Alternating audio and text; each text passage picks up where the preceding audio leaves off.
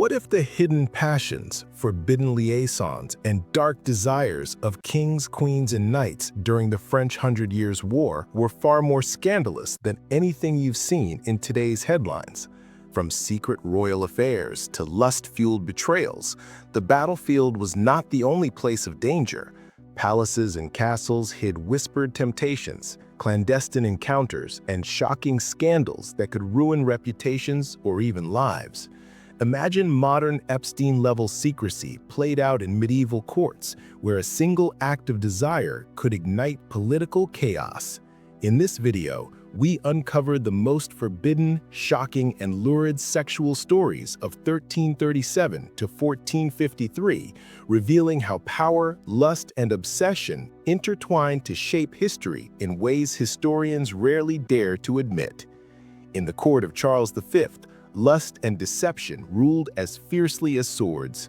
One nobleman's forbidden desires exposed a scandal that could topple reputations overnight, echoing the secrecy of modern Epstein-level intrigues. In whispered corridors and candlelit chambers, nothing remained hidden. Every glance, every touch, carried deadly consequences. Nobleman Jean de Montfort was young, ambitious, and dangerously handsome, his raven black hair and sharp green eyes drawing attention wherever he went. Chroniclers like Francois hint at his charm, noting that ladies of the court often lingered in his presence longer than etiquette allowed. In a darkened chamber behind tapestries heavy with embroidered fleur-de-lis, Jean ensnared the Duchess's trust. What began as playful banter quickly escalated into late-night meetings where courtly manners blurred, replaced by whispered confessions and stolen touches. The Duchess, though married to a man twice her age, felt both fear and thrill in Jean's gaze. Letters discovered decades later reveal coded messages, their meaning only obvious to the initiated. Rendezvous by the East Tower, after the moon rose high, away from servants' eyes. Each meeting risked not only scandal, but exile or worse. In these shadowed encounters, lust became a weapon, as Jean leveraged the Duchess's desire for influence, promising her favor in political councils if she obeyed his secret summons. The court, oblivious to the chamber's nightly dramas, remained a stage of pomp, while behind the silk curtains, a private world of seduction threatened to unravel the delicate threads of loyalty and power. The whispers began when a jealous maid, her loyalty divided, hinted at the secret trysts to a minor official. By morning, what was meant to be discreet became a court-wide rumor. Jean's letters were intercepted, their contents scandalous, intimate admissions, plans of private escapades, and subtle threats veiled as affection. Historians reference the Parliament records of 1384, noting the investigation into Jean's improper communications with noblewomen. The Duchess, torn between fear and desire, faced impossible choices: deny the affair and risk Jean's wrath, or confess and face public humiliation. Each word she spoke to advisors could be twisted, each glance scrutinized. Jean, cunning as he was attractive, manipulated the narrative with the precision of a general, instructing the Duchess on what to say and what to leave unsaid. The tension escalated. A single slip, a single overheard conversation could ignite scandal powerful enough to stain the monarchy's dignity. In this perilous game of desire and betrayal, Jean's charisma masked a dangerous ambition. Passion and politics intertwined so completely that neither could survive alone, and the court became a battlefield of secret conquests, jealous rivals, and whispered threats. The climax came during a lavish banquet celebrating a treaty with Burgundy. Candlelight glimmered on golden goblets, and minstrels played lively tunes as nobles feigned joviality. Jean, sensing opportunity, attempted to meet the Duchess behind the embroidered curtains again, but fate intervened. A young page tripped and revealed their hiding spot. Gasps swept through the hall like wildfire. Francois recounts the chaos. Dignitaries froze, servants whispered, and the king himself demanded explanations. Jean was dragged forward, his composure masking panic, the Duchess trembling beside him. Letters and eyewitness testimonials were presented to Charles V, outlining every detail of their trysts. The court erupted with scandal. Jealousies and alliances shifted overnight. For Jean, punishment was imminent: exile, confiscation of lands, and the tarnishing of a once promising name. Yet his audacity fascinated the court. Whispers of his charm persisted, turning shame into a dangerous legend. Every observer speculated: could desire justify betrayal? Were the Duchess's actions the sin of ambition or of love? This public unmasking transformed a private affair into a political spectacle, revealing how lust, when combined with cunning, could challenge social hierarchies and disrupt centuries-old alliances, leaving the court itself questioning loyalty, morality, and the cost of indulgence. Though exiled, Jean remained a figure of fascination. Chronicles describe him writing coded letters from his distant castle, claiming he would return when the heart of the court softens. The Duchess, meanwhile, was confined by her husband's strict oversight, but never fully shunned. Her influence continued subtly, manipulating council decisions from behind the scenes. Letters discovered in private archives centuries later revealed that their affair inspired other nobles to test boundaries, emulating Jean's boldness in private chambers. Modern historians note that scandals like these, secret liaisons entwined with political maneuvering, were far from rare. They were instruments of power, tools to gauge loyalty, fear, and obedience. Jean de Montfort's story, though sensational in its lust and secrecy, also highlights the fragility of courtly life, where desire could dictate alliances and betrayal could be masked as duty. It serves as a historical echo of modern high-profile scandals, where the intertwining of sexual intrigue and power continues to shape narratives, reputations, and legacies long after the immediate actors are gone. In the shadows of candlelit halls, desire and strategy were inseparable, leaving an indelible mark on history that scholars still debate today. The halls of Marienburg Castle echoed with torchlight and whispers. Oak doors creak. Wax seals imprint ominous commands. Here, law and desire collide violently. A ritual summons tremble in trembling hands. Perfumed air masking fear. Ledger pages list favors, coercions, and forbidden lust, often involving the young, the innocent, the powerless. Each tick of the massive clock counts a secret transgression, a ritual humiliation, a corruption of sacred oaths. Outside, banners flutter, oblivious. Inside, power twists desire into weaponized terror. Imagine if every decree could dictate bodies, every seal could command submission. This is the shadow history of the Teutonic Knights, where discipline masked debauchery, and every act of order concealed the most horrific human indulgences.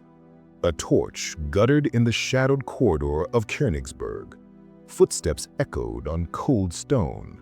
A young squire's name was called by the master of the order, his summons sealed in wax. Outside, the wind moaned through the battlements. Inside, obedience would collide with the forbidden, power, desire, and the unimaginable. The oak doors of the inner chamber were heavy, their iron hinges screaming as they opened. Johann, barely 16, stepped inside clutching the velvet-sealed letter.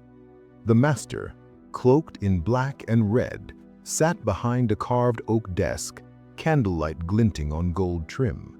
The summons had arrived at dawn, by instruction of the Grand Master, a peer. The squire had been noted for obedience, yet whispers suggested the master's attention was drawn by more than discipline. Perfumed air hung thick, masking the metallic scent of the chamber. The torchlight flickered against the tapestries depicting battles and ceremonies, shadows twisting like specters. Johann's pulse raced. The chamber's silence was punctuated only by the distant hum of the wind. A ledger rested on the desk, open, names checked off with meticulous precision. He was about to be catalogued not as a servant, but as an object of ritualized observation. The master's gaze fell on him, cold and calculating. "Step forward," he commanded. Johann obeyed, each footstep echoing like a drumbeat in a tomb. Outside, the corridors remained empty, But inside, the balance of power and fear was about to be violently rewritten. He did not yet know that compliance could become his worst torment. The chamber clerk, a silent figure by the ledger, recorded every motion, name, age, assigned position. A whisper escaped the chamber's rear. The master chooses carefully. Johann's heart thudded against his ribs, every nerve alive to the ritual about to unfold. The hallways beyond carried rumors. Other squires, older pages, all vanished under similar summons. A handkerchief, perfumed and folded, was slid under the door before the session began. It bore a pressed flower, a symbol of obedience intertwined with temptation. Outside, faint voices speculated on who would endure next. The torch's smoke stung Johann's eyes, adding a physical ache to his dread. The master's eyes, black as soot, scanned the ledger, each entry a history of transgression, each checkmark a record of fear transformed into silent compliance. The squire was instructed to kneel. The ritual, cloaked in the pretense of discipline, carried layers of coercion. Whispered instructions, almost inaudible to anyone outside, described positions, timings, and consequences. Johann's hands shook, betraying his outward composure. The ledger clerk made marks as if measuring his submission against a hidden quota. Johann's first act of obedience would etch his name into the record, but the consequences were only beginning. A small envelope slid through the chamber slit, wax intact, stamped with the Grand Master's seal.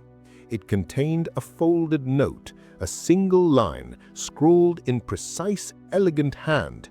"This is the price of your progress." Johann's eyes darted to the clerk, who simply nodded, confirming what he already feared. Every squire before him had been catalogued similarly, their compliance stored like property in the master's ledger. A rustle of paper accompanied the master as he extracted a second ledger from a locked cupboard. Names of other squires appeared alongside dates, times, and cryptic symbols indicating specific rituals, acts of domination veiled as training. Johann realized that those listed were never free again. Their compliance, pleasure, and terror had been meticulously documented. The chamber's acoustics intensified every shuffle, every whispered order. Johann's breathing became audible even over the flicker of the torches. The perfumed handkerchief lay between them like a lure. The master's fingers tapped the desk, each strike punctuating the squire's anticipation and fear. A candle guttered, casting a long shadow that seemed to wrap around Johann's limbs. The envelope's message was not a threat. It was an instruction, and Johann would soon discover its full weight. Hours later, the chamber emptied, leaving Johann alone with his name etched into the master's ledger. His fear had been measured, his compliance catalogued, and his dignity stripped in the quietest way possible. Outside, other squires whispered of disappearances, rumors of punishment, and the mysterious rituals that awaited those called by the Grand Master. This first session demonstrated the paradox of the order. Discipline and desire intertwined, law and abuse indistinguishable. Johann's submission would ripple outward. Those observing from the corridors would note his obedience, teaching a silent lesson that power could dictate every bodily act, every thought, every hesitation. A perfume token, left behind on the desk, symbolized the order's duality, beauty and terror intertwined. The ledger remained, a cold testament to control, lust, and documentation. For Johann, every step forward in the order's hierarchy now carried a cost, a violation of innocence cloaked in tradition. Johann walked from the chamber, his legs trembling. Outside, the wind howled, echoing the shadows of those who had come before him. Each step carried the weight of secrets, and the ledger's marks would follow him forever. Would he endure, or would the ritual consume him entirely? A velvet seal clicked under the torchlight. In Marienburg, whispers of the master's obsessions traveled through vaulted corridors. An apprentice named Henrik had been summoned for inspection. Outside, the banners fluttered in cold wind. Inside, obedience blurred with desire, and every ledger entry threatened to turn rumor into irrevocable shame. Henrik, barely 17, approached the grand hall where the master awaited. The oak doors groaned under his hand as he pushed them open. Candlelight pooled across stone floors, illuminating tapestries of past victories and executions. On the central dais, the master's shadow stretched long, his figure a dark silhouette against golden embroidery. A wax-sealed summons lay before Henrik, his name scrawled in crimson ink. The apprentice's heart pounded. Rumors circulated. Previous apprentices had been measured for compliance and prepared for favors beyond their years. A perfumed token rested on the master's desk, signaling the intersection of order and transgression. Every step Henrik took was observed by a ledger clerk, pen poised to record fear, hesitation, and involuntary reactions. The torch's flame flickered, casting jagged shadows that seemed to move with the master's gaze. A ritual of obedience was about to begin, and Henrik could sense the paradox. Submission would elevate him, yet strip him of innocence. The master's eyes, black and calculating, appraised him like a scholar inspecting a specimen. The chamber was silent, except for distant whispers of wind and a faint echo of a bell from the outer courtyard. Every movement would be noted, every expression catalogued, and Henrik knew that a single misstep could haunt him forever. The clerk began recording meticulously, Henrik's posture, the angle of his gaze, the tremor in his hands. Each entry was checked off with precise, rhythmic thuds of the quill on parchment. Outside the hall, rumors circulated. Apprentices vanished for weeks, returning with vacant expressions, their compliance total. A perfumed handkerchief, folded and marked with a pressed flower, indicated the master's attention had been drawn. The torchlight flickered as the master circled Henrik, a long rod tapping rhythmically against the stone floor. Every instruction was deliberate, counting seconds between movements, noting reactions.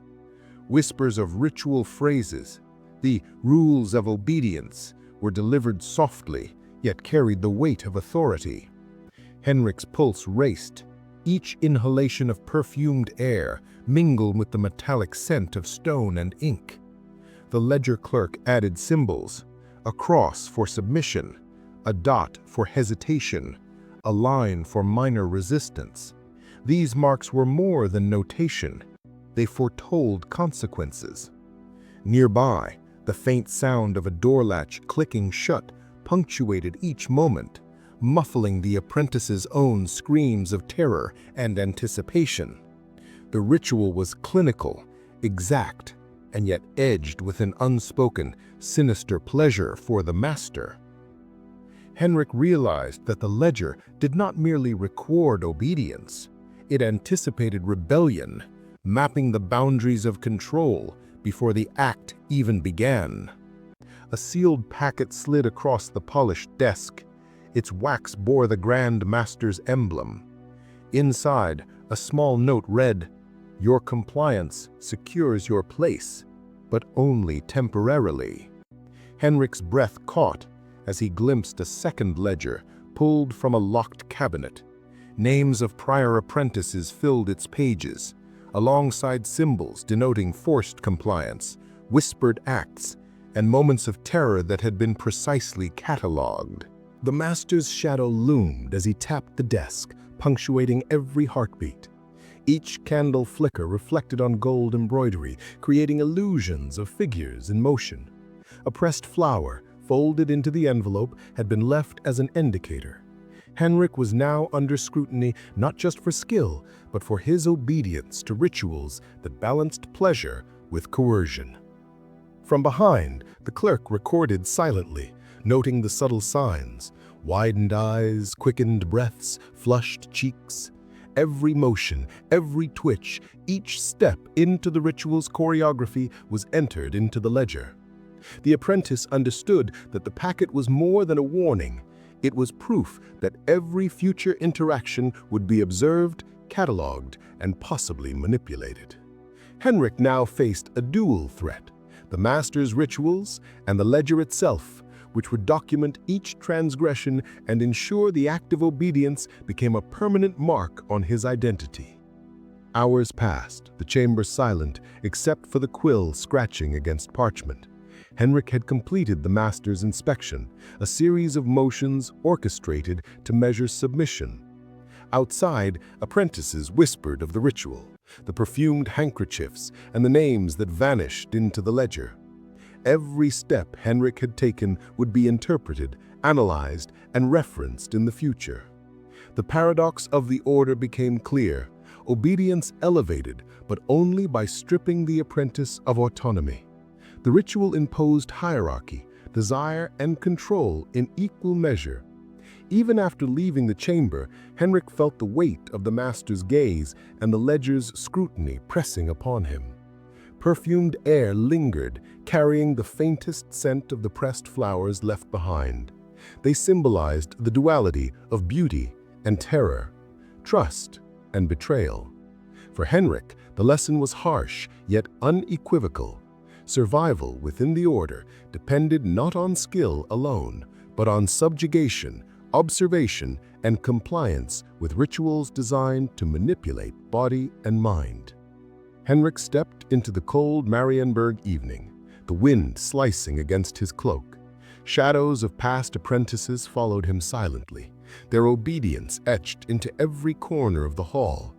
Would he endure the master's rituals, or would the weight of the ledger and the perfumed tokens finally claim him?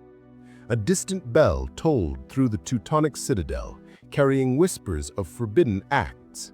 In the shadowed keep, a scribe discovered a hidden ledger detailing the Grand Prior's obsessions. Candles guttered, perfumed smoke twisted, and every creaking floorboard seemed to warn the boundary between devotion and violation was about to shatter irreversibly. The scribe, Otto, entered the chamber carrying a stack of parchment. Oak doors groaned under the weight of secrecy, and the torch's flame danced across carved reliefs depicting crusade victories. On the central desk lay a small velvet-sealed packet.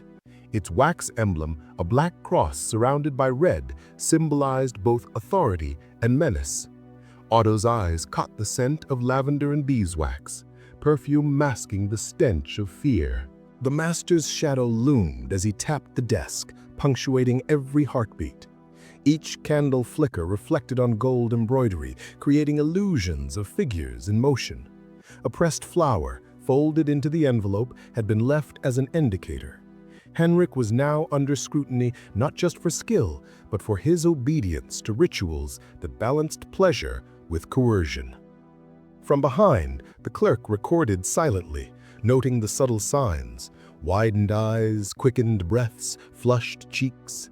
Every motion, every twitch, each step into the ritual's choreography was entered into the ledger.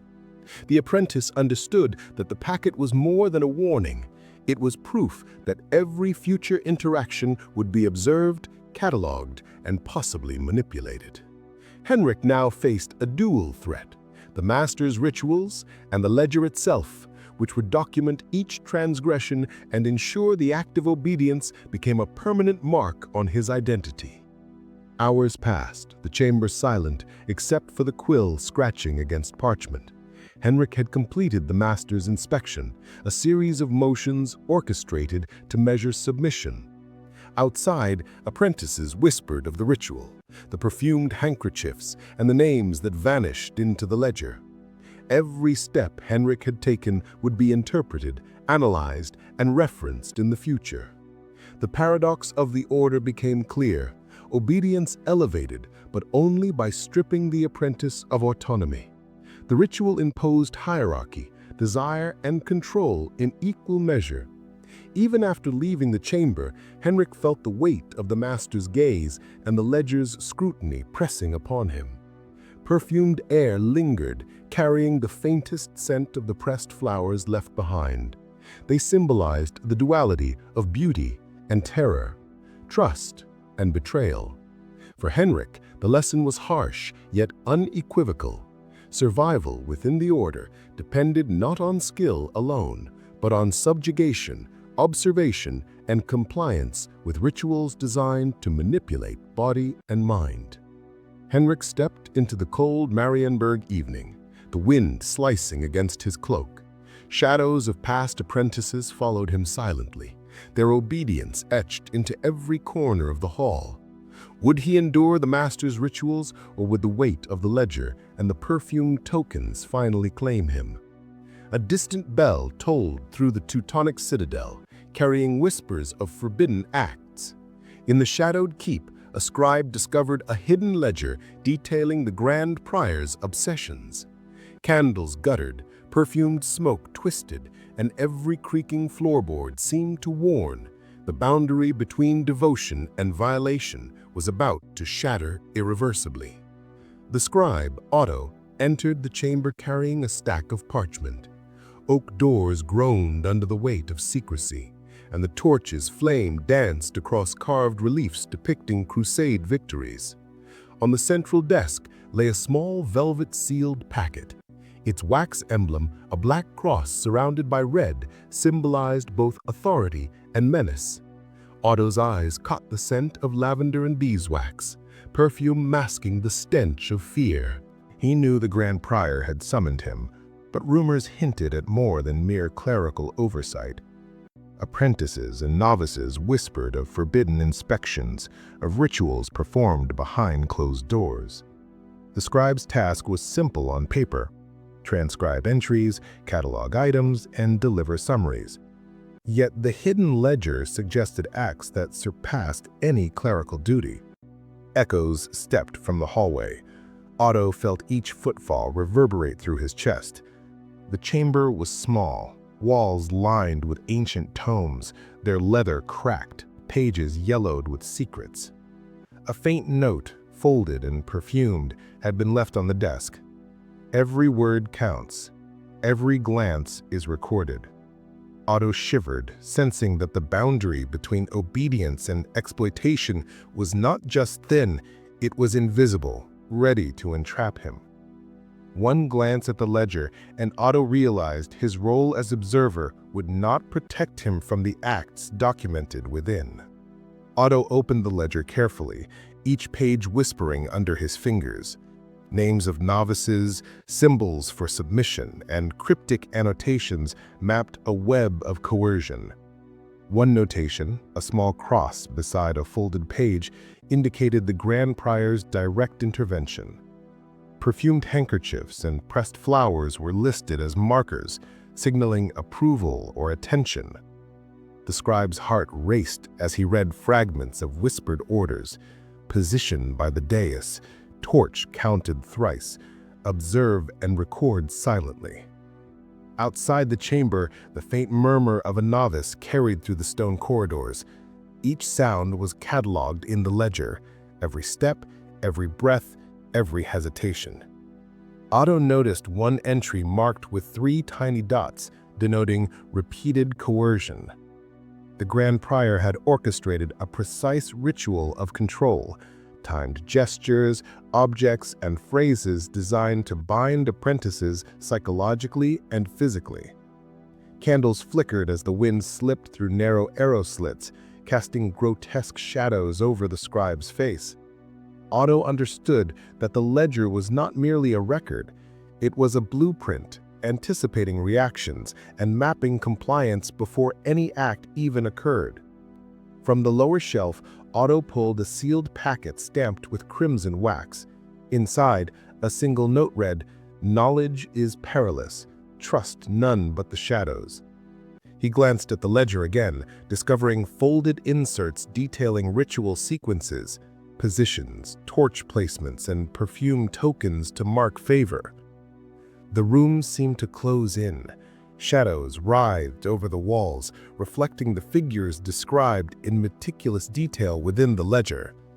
Each page contained coded references to acts of coercion, obedience, and punishment. Otto's own hands trembled as he realized these were not hypothetical entries. They were documented violations, precise and orchestrated. A faint noise from the corridor, a latch, a step, a whispered command made Otto freeze. The ledger had been intended as a map for control, yet in his hands it became evidence. The packet he held was a silent warning. Knowledge made one vulnerable, a participant in a ritual of surveillance and exploitation. Otto replaced the packet in ledger carefully, aware that the chamber itself seemed complicit in the secrecy. Candlelight flickered across the tomes, perfumed smoke curling like unseen fingers. Outside, apprentices whispered of disappearances and favors granted or denied, but the scribe held knowledge few dared acknowledge. The ritualized acts, cataloged and tracked, revealed the paradox of the order. Devotion intertwined with coercion, obedience enforced through fear, and rituals that masked exploitation under the guise of piety. Otto understood that survival within these walls demanded vigilance, subtlety, and acceptance of a system that corrupted both authority and innocence. The Grand Crier's control was absolute, yet every ledger, every note, every perfumed marker left a trace, a record of power misused and innocence compromised. Otto walked back through stone corridors, aware that the weight of what he had witnessed would shadow him indefinitely. As Otto stepped into the courtyard, night cloaked Marienburg in cold silence. Every flickering torch seemed to whisper warnings of compliance and betrayal. Would he confront the ledger's truth, or allow the Grand Prior's ritualized tyranny to continue unchecked, its secrets preserved behind oak doors and wax seals? Rain hammered the Teutonic courtyard, drumming like a funeral march. In the grand hall, a velvet envelope waited on a blood-stained table. Its wax seal bore the insignia of power and secrecy. Rumors whispered that obedience had limits, yet the prior's obsession with control was about to cross every imaginable boundary. In the grand hall, the young Squire Wilhelm stepped carefully across marble floors. The doors groaned under age and secrecy, locking behind him with a decisive click. A single torch flickered, illuminating a velvet envelope on the central dais, its red wax emblem glinting under the candlelight. The air smelled of rain, sweat, and perfumed candles, a dissonant blend that hinted at hidden rituals. Wilhelm had been summoned under the pretext of receiving instructions for the upcoming festival, yet whispers among novices told of something darker: forced displays, inspection of bodies, and obedience enforced by terror. Servants glanced sideways, their eyes darting to the shadows where no one dared linger. The squire's heart hammered, each step echoed like a drum of impending violation. He approached the envelope, trembling. Inside, a folded note: "Your presence is required. Deviation will not be tolerated."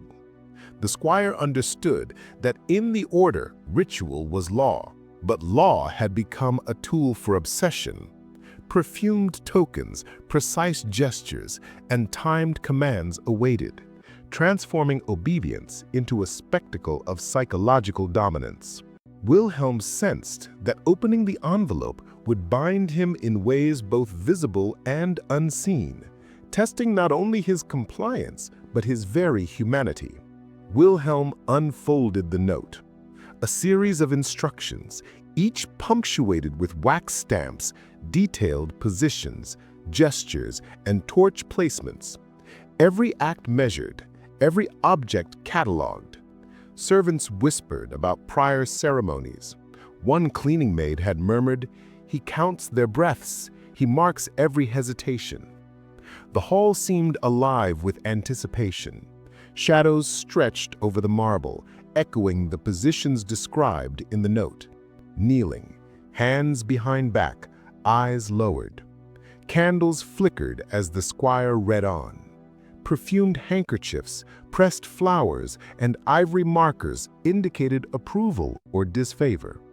The Grand Prior's obsession with precision transformed acts of power into ritualized exploitation. Wilhelm's pulse quickened. Outside, the rain thrummed against leaded windows. The silence between drops was punctuated by distant whispers, counting footsteps, and the faint click of latches. Apprentices had vanished for hours during prior ceremonies, only to return trembling, their faces pale, their obedience unquestioned. Wilhelm realized that the instructions were more than guidance.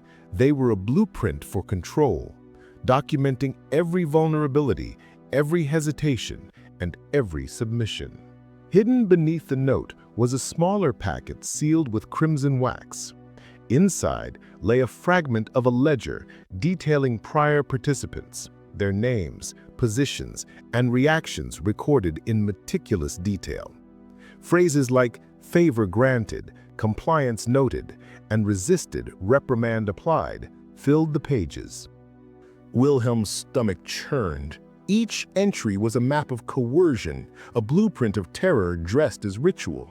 The Grand Prior's obsession extended beyond public ceremony into the private humiliation of novices.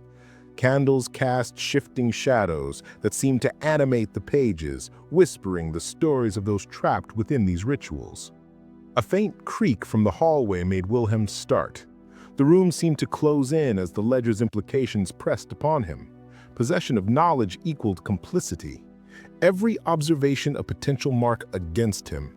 The perfumed smoke coiled around him like an invisible rope, constraining both body and mind. Wilhelm understood that revealing the ledger could dismantle the prior's tyranny, but acting against it might make him the next victim. The boundaries of obedience and exploitation were about to collide. Wilhelm replaced the note and ledger with trembling hands, aware that each page held the weight of lives manipulated and violated. The perfumed air, the flickering candles, and the rain against the windows formed a tableau of control and obsession. The ritualized acts cataloged in the ledger exposed a system where obedience was measured, submission rewarded, and deviation punished. Novices had been coerced, psychologically and physically, under the guise of discipline and devotion. Wilhelm's knowledge of the ledger left him torn, witness to atrocity, yet trapped by fear of reprisal. Outside, the courtyard lay soaked, puddles reflecting torchlight like pools of scrutiny. Apprentices and squires whispered rumors, their voices trembling with both fear and defiance. The Grand Prior maintained his dominion through ritualized terror, but the existence of these records, hidden yet complete, offered a glimmer of accountability. Wilhelm left the hall, each step echoing in the silent corridors. The ledger's secrets weighed heavily on his conscience. Would he challenge the ritualized cruelty, risking exposure and punishment, or allow the Grand Prior's obsession to persist, its meticulous record-keeping sealing innocence and corruption alike behind locked doors? A bitter wind cut through the northern stronghold, rattling iron shutters. In the inner chambers, the master's desk gleamed under torchlight, scattered with handwritten ledgers and wax seals.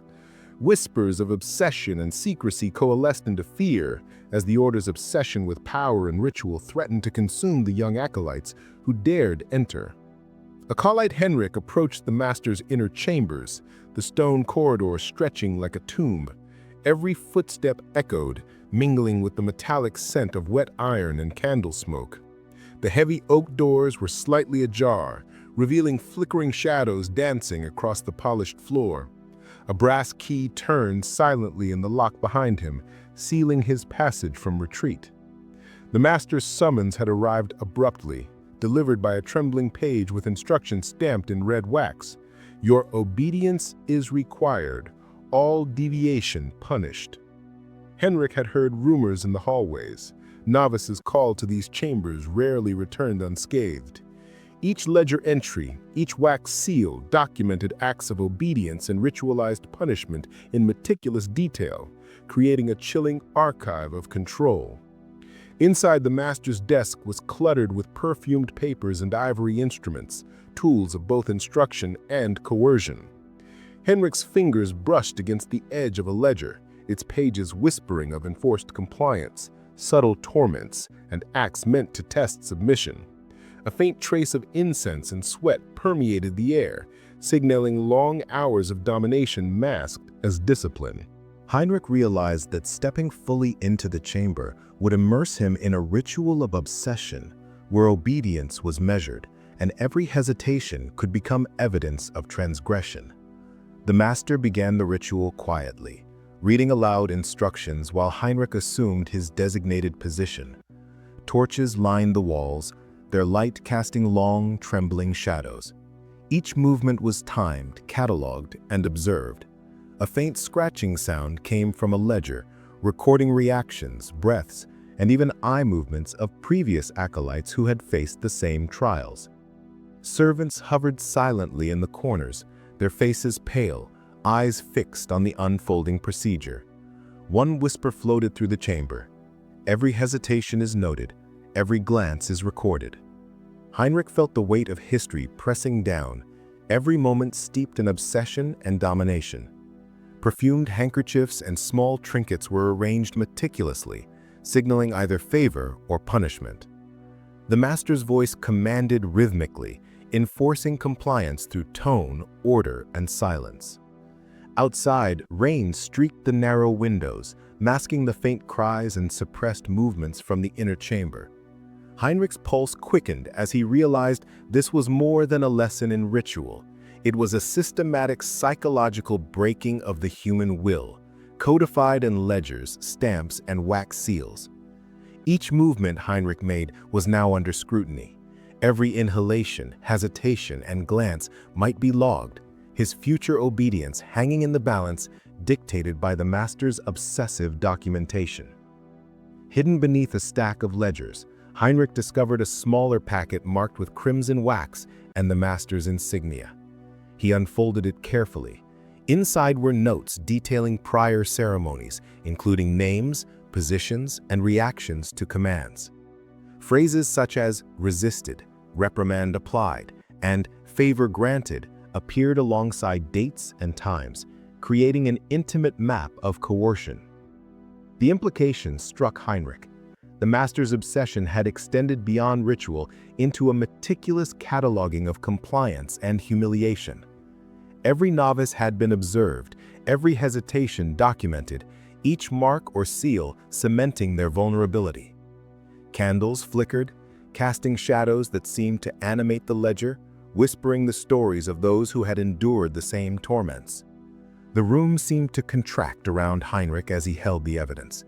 The air was thick with incense and anxiety, perfumed objects and ivory markers marking obedience like trophies. The master's gaze was hidden, yet every instinct screamed that discovery would not go unnoticed. The ledger was both a map of terror and a potential instrument of accountability. Heinrich realized that possessing the packet made him a witness and a target. Acting on the knowledge could dismantle the master's oppressive ritual or make him the next entry in the ledger of obedience. Heinrich carefully replaced the packet, aware that the weight of the ledger pressed on him more heavily than the master's presence. Each candle flicker, each perfumed note, each wax seal symbolized control, submission, and ritualized terror. The inner chambers held the record of countless novices, all documented with clinical precision, acts of obedience measured, deviations punished, humanity constrained.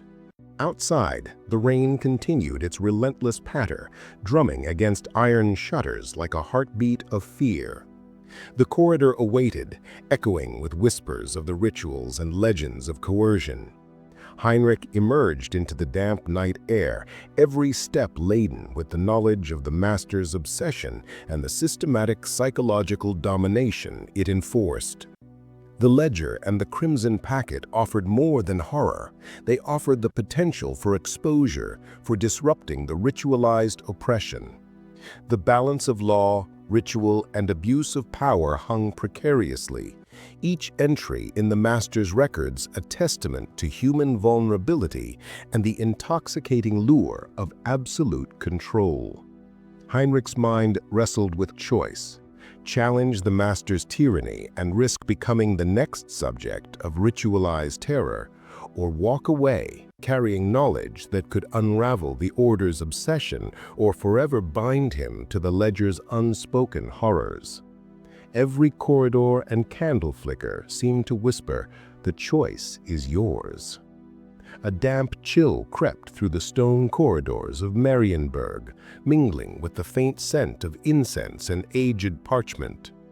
In the candlelit chambers, whispers of obsession and ritualized coercion danced alongside the clatter of wax seals. Secrets were catalogued, compliance enforced, and every novice's hesitation noted in meticulous ledgers of power. Novice Albrecht stepped lightly along the echoing hall, the torchlight stretching shadows across the stone walls. Each footfall resonated, mixing with the faint metallic tang of iron locks and the whisper of distant chanting. The master's summons, sealed in crimson wax, demanded attendance without question. The ritual commences. Obedience is absolute. Within the chamber, the master's desk gleamed under flickering candlelight, scattered with ledgers, sealed packets, and small perfumed tokens of favor. Every object served as both instrument and symbol, mediating control through ritualized action. Albrecht's pulse quickened at the sight of previous entries, names, dates, behaviors, all annotated with clinical precision. The torchlight illuminated the room's darker corners, revealing traces of past ceremonies, faint impressions on the floor where novices had knelt, slight indentations on benches from prolonged compliance, the subtle scent of incense mixed with apprehension. Here, power was exercised not with force alone, but with meticulous documentation and orchestrated ritual. A hush settled as the master began issuing commands, each word deliberate, each pause loaded with expectation. Every movement and breath of the novice would be measured, logged, and judged. Albrecht felt the oppressive weight of tradition and obsession pressing down, a suffocating blend of law, ritual, and desire.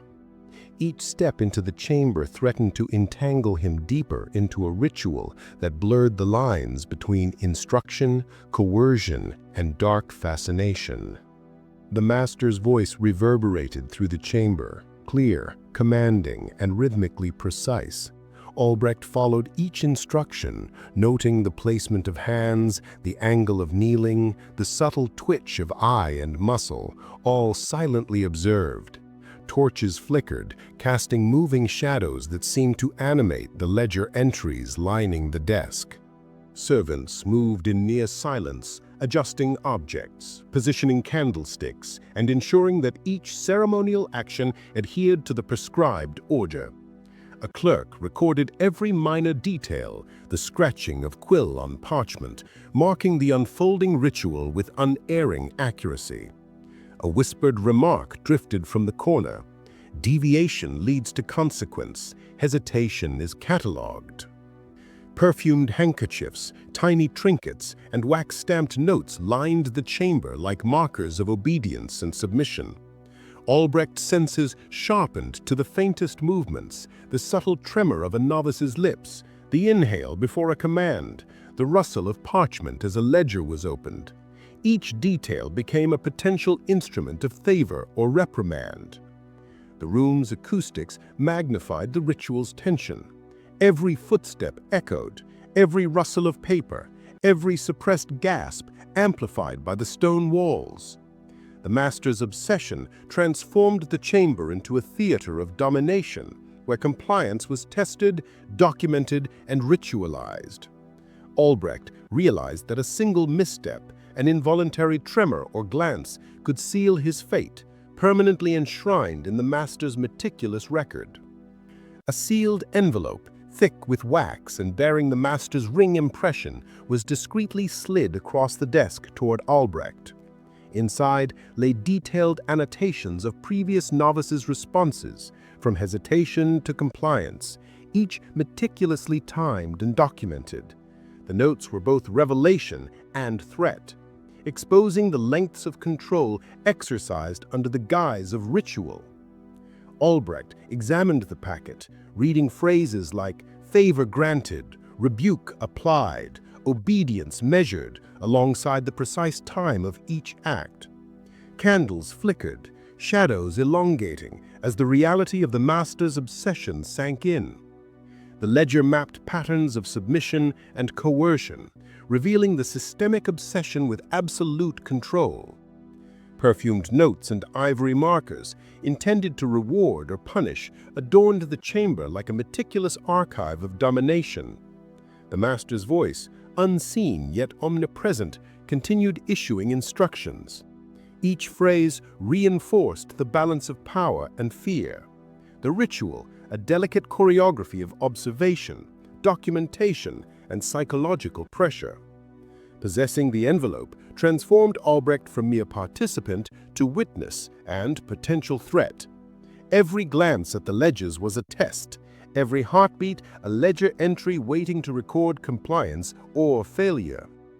Albrecht returned the envelope with measured composure, acutely aware that each ledger entry, each wax seal, and every perfumed note represented a calculated exercise in control. The chamber's shadows seemed to lean in, observing, documenting, and judging each subtle motion. The ritual concluded, but its psychological imprint remained. The meticulous documentation, the deliberate pacing, and the ceremonial precision had instilled an acute awareness of authority and compliance. Albrecht walked away carrying the knowledge of obsession, ritual, and absolute power. Beyond the walls, the order continued, unbroken yet subtly exposed. The ledgers and sealed packets offered a silent testament to the psychological manipulation and ritualized terror embedded in the training of novices. The lessons of obedience, coercion, and meticulous observation were inscribed not only on parchment, but also in the minds of all who entered. Albrecht now held precarious understanding. The rituals were more than ceremony. They were instruments of dominance, each ledger and seal reinforcing a system where desire, obsession, and fear intertwined. His next steps could either preserve the secrecy of the order or illuminate its hidden compulsions to the world. Beyond the walls, the order continued, unbroken yet subtly exposed. The ledgers and sealed packets offered a silent testament to the psychological manipulation and ritualized terror embedded in the training of novices. The lessons of obedience, coercion, and meticulous observation were inscribed not only on parchment, but also in the minds of all who entered. Albrecht now held a precarious understanding. The rituals were more than ceremony. They were instruments of dominance, each ledger and seal reinforcing a system where desire, obsession, and fear intertwined. His next steps could either preserve the secrecy of the order or illuminate its hidden compulsions to the world. Thunder rattled the towers of Malbork, lightning flashing across the battlements as the last ceremonial chamber awaited its final novice. The scent of old wood, wax, and fear mingled. Every step resonated in the empty halls. Here, desire, obsession, and ritualized terror would reach their ultimate revelation. Novice Friedrich hesitated at the massive oak door, its iron hinges groaning under centuries of weight. Wax seals glimmered faintly in the torchlight, each impression a symbol of absolute authority. The master's summons had been unequivocal. Step forward, every hesitation recorded. Inside, the chamber was a tableau of control. Ledgers stacked meticulously, perfumed markers strategically placed, and torches casting long, quivering shadows along the cold stone walls. The flicker of light revealed the ghosts of past rituals, the indentations where novices had knelt, the faint traces of incense, the subtle scuff marks of movement choreographed by fear. Friedrich's role was clear: observation, compliance, and meticulous recording of every motion, expression, and breath. The master's obsession with absolute power over desire and obedience made the space a psychological trap as much as a ceremonial hall. Each artifact, from seals to handkerchiefs, was both a tool and a warning, instruments of silent dominance. A clerk's pen scratched across parchment, logging the exact second of each command. The air thickened with anticipation and scent, beeswax, damp stone, and faintly the metallic tang of fear. Every whispered instruction echoed like thunder, every flicker of torchlight accentuating the precarious balance of authority and submission. Friedrich realized that one misstep could bind him forever in the master's meticulous ledger of obedience and desire. The master's voice rose, deliberate and commanding. Each instruction is precise, measured, and loaded with expectation. Torches flared, throwing shadows that moved like phantoms across the walls. Friedrich followed, heart hammering, noting each subtle nod, tremor, and inhalation. Servants moved in silence, placing perfumed tokens and preparing objects for the ritual. Ledger pages flipped, documenting every hesitation, compliance, and subtle sign of inner rebellion. A clerk's pen scratched across parchment. Deviation is noted. Every movement will be recorded. Every nuance, eye dart, hand adjustment, posture was captured, translating fear into ink and memory into ritual. The chamber's acoustics magnified every sound: scratching quill, crackle of wax, muted shuffle of feet, faint moans of past compliance echoing through stone corridors. Perfume-laden handkerchiefs marked favor. Wax seals and ivory notes denoted punishment or reward. Every artifact, every ledger became a tool of domination, recording submission and obsession alike. Friedrich sensed the ritual's grip tightening.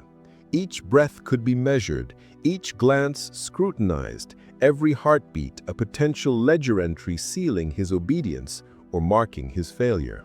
A small envelope, pressed with crimson wax and the master's insignia, slid across the desk toward Friedrich.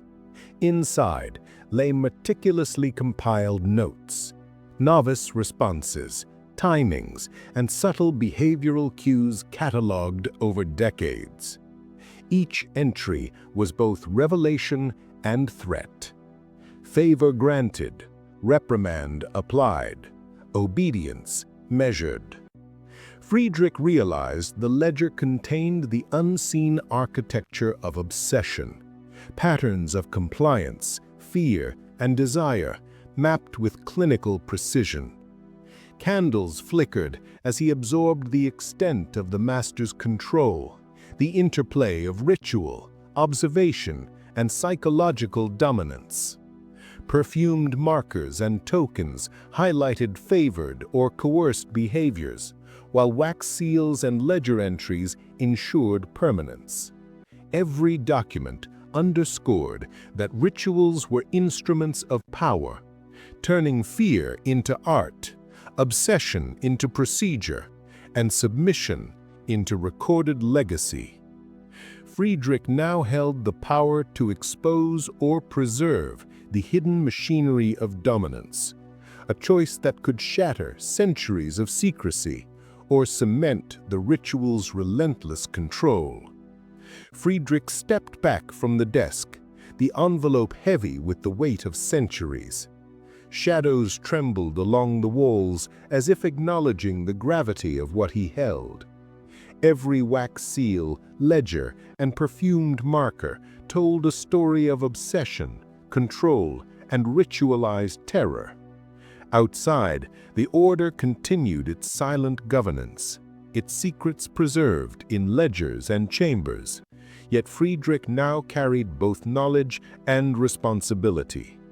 The rituals, meticulously catalogued and enforced, revealed the intertwining of power, desire, and fear, a system where obedience and exposure were meticulously traded for secrecy and survival. He understood that every ceremonial action, every documented hesitation, and every sealed note was a reflection of systemic obsession. The ritual's impact extended beyond the chamber, a lesson in control, human desire, and the perilous allure of power. Friedrich walked away with the knowledge of centuries, each step echoing the delicate balance between secrecy and revelation. The master's obsession, meticulously recorded in ledgers and seals, would haunt him and anyone daring to follow in a world where desire, law, and coercion entwined in eternal, dark choreography.